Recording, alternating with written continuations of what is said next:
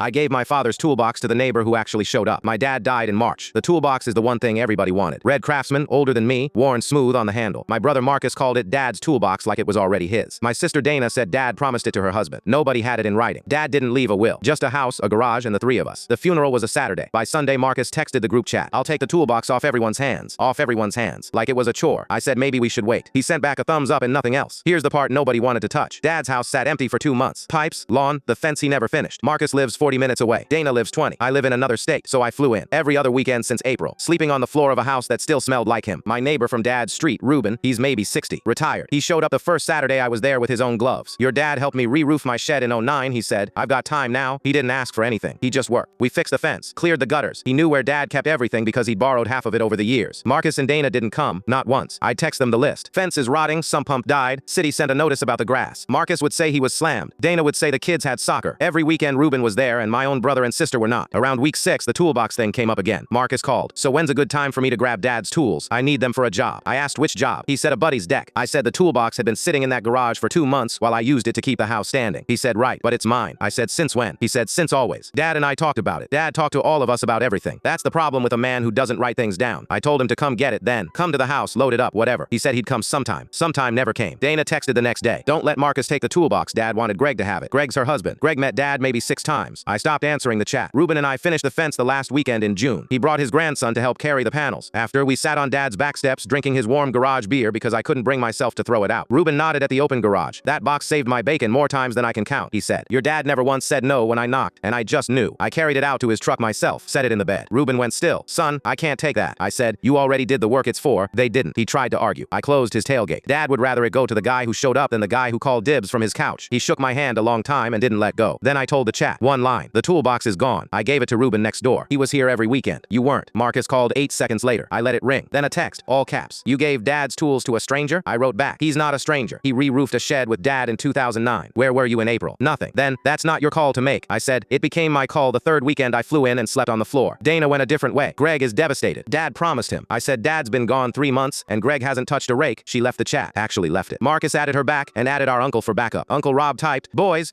let's talk about this like family. I said family showed up. Ask Ruben who that was. Marcus drove out that night. First time at the house since the funeral. He stood in the empty garage where the box used to sit. On the oil stain it left after 20 years. You had no right, he said. I pointed at the fence. Who built that? Silence. The gutters. The pump. Who? He couldn't answer because the answer was a 60-year-old man from 2 doors down. He said I'd regret it. I said the only thing I regretted was waiting until June. You'll never get it back, he said at the door. I don't want it back, I said. It's exactly where Dad would have left it. Marcus hasn't spoken to me in 11 days. Ruben mowed the lawn again Saturday with Dad's mower and left me the warm beer on the steps.